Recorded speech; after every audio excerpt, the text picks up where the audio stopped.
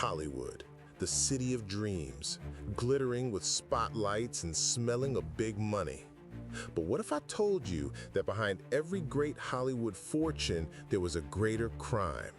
This isn't the script of a new blockbuster. This is a true story about how one mob family from Chicago put the entire dream factory under an iron fist. They decided who would become a star and who would vanish into the shadows forever. Watch this video to the end and you'll learn why the heads of the biggest studios paid tribute to gangsters and what secret the FBI kept under the stamp top secret for almost 50 years. Get ready. We're diving into a world where the red carpet was soaked in blood. The beginning of the 20th century. America is boiling from Prohibition. Chicago's streets turned into a battlefield over the flow of illegal booze. Sitting at the top of that bloody mountain was Al Capone and his gang, known as the Chicago Syndicate. They were brutal, clever, and incredibly rich. But soon, Prohibition would fall. The syndicate understood one thing: dirty money needed to be invested in legal business. Their eyes turned west to California, where a new gold vein glittered: Hollywood. It was a young, naive, fabulously rich world that didn't know what real street war was. And the mob decided to teach it a lesson. But how do you take over an entire industry? Gangsters didn't act only with bullets. Their main weapon was the unions. Imagine, every lighting tech, every camera operator, every projectionist in the country belonged to one giant union. What if you got control of that union? The syndicate found its people. Two key figures, George Brown and Willie Bioff. Brown was a corrupt union boss, and Bioff was his muscle, a street thug who knew how to persuade people. Their plan was brilliant in its simplicity. They'd go to theater owners and say, "Pay us or your projectionists will suddenly fall ill." The theaters paid. It was easy pickings. But appetites grew, and soon the syndicate aimed at the heart, the studios. They pulled the same trick, but on a national scale. One call from Bioff and every studio, MGM, Paramount, 20th Century Fox, could be stopped. A strike. Picture the panic in the boss's offices. Every day of downtime meant millions of dollars lost. Then Willie Bioff would appear and say, "I can fix everything for a modest fee." The studios paid. They paid millions in cash, packed into suitcases and driven back to Chicago. Hollywood became a cash cow for the mob. But the syndicate needed its man in Hollywood, not just a thug, but someone who could move in high society. They had that man. His name was Johnny Roselli. He didn't look like a typical gangster. Elegant, charming, with the manners of a gentleman, he became the mob's ambassador to the film world. He befriended producers, slept with movie stars, and did business with studio chiefs. He was the one who delivered threats with a smile. Harry Cohn, the head of Columbia Pictures, was known for his iron temper, but even he softened when Roselli, it is said, simply laid a hand on his shoulder and quietly said, "We're partners." The mob controlled everything. They could push their actress into a lead role. They could solve the problem of a persistent reporter who knew too much.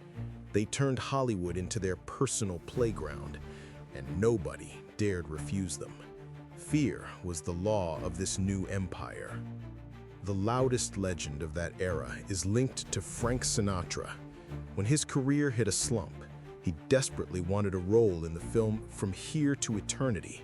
The producers turned him down, but Frank had powerful friends. It's said that after a certain talk with mob people, the producer suddenly changed his mind. That role brought Sinatra an Oscar and returned him to the top of the world. This story became the basis for the famous horse's head scene in The Godfather. It was a direct reflection of how the mob did business in real Hollywood. They made an offer you couldn't refuse. But where did all those millions drained from the Dream Factory go? They didn't simply sit in Chicago bank accounts.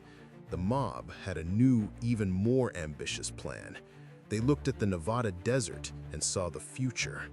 That money fueled the birth of a new capital of vice, Las Vegas. Johnny Roselli's friend, the notorious gangster Bugsy Siegel, was obsessed with building the most luxurious hotel casino in the desert. Hollywood money, obtained through blackmail, flowed like a river into the sands of Nevada to build the Flamingo. Hollywood's forgotten empire was building a new gambling empire. That shows the scale of their power. They weren't just stealing, they were building. They created entire towns from money taken from movie stars and producers. Hollywood was their bank, and Las Vegas became their dream built on fear and greed. They were kings of the shadow world. They wrote their own laws on the land of dreams.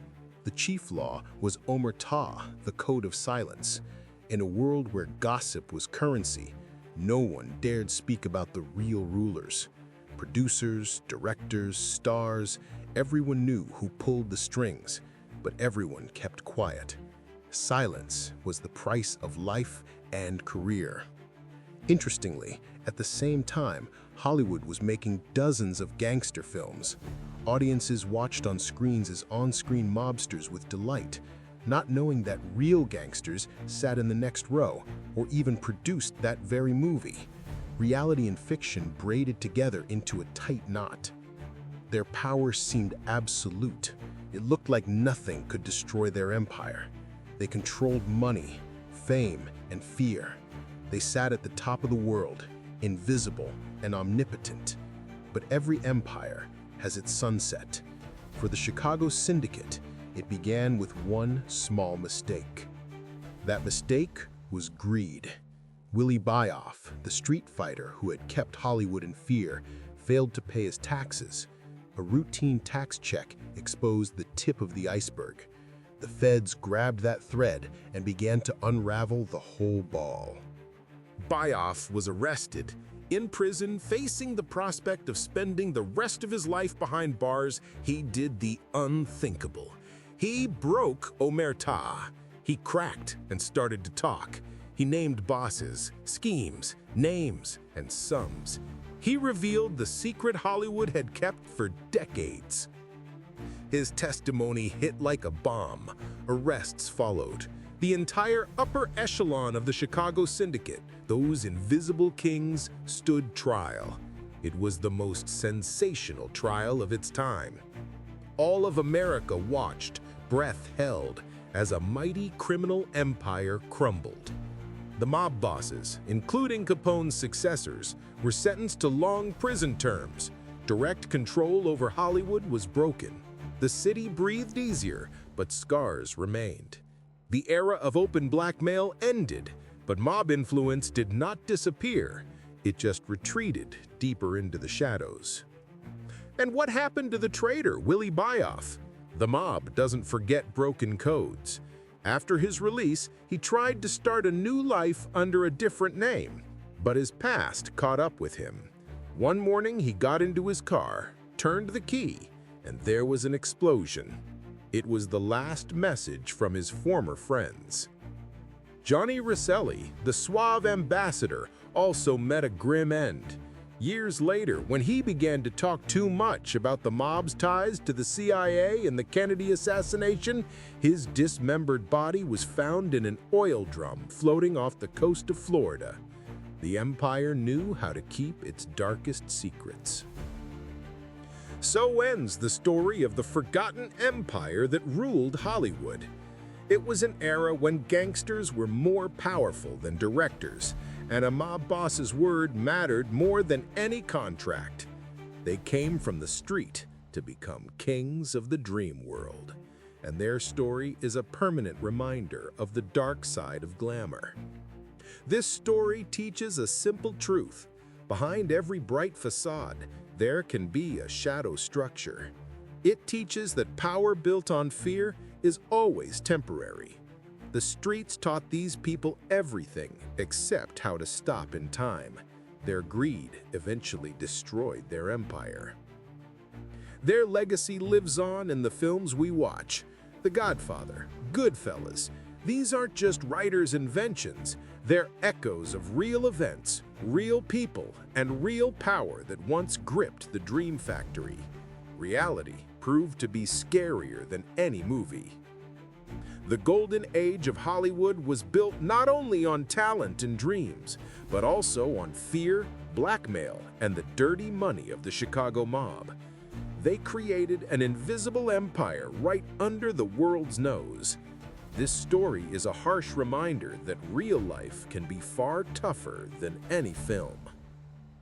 Did you enjoy this dive into Hollywood's dark world? Then show it. Hit like, subscribe to the channel so you don't miss new crime legends, and tell us in the comments which star you think had mob ties. Once we hit 2,000 likes, I'll tell the story of how the ruthless Colombian drug mafias tried to launder their bloody money through Hollywood blockbusters of the 80s. Believe me, it was a real war,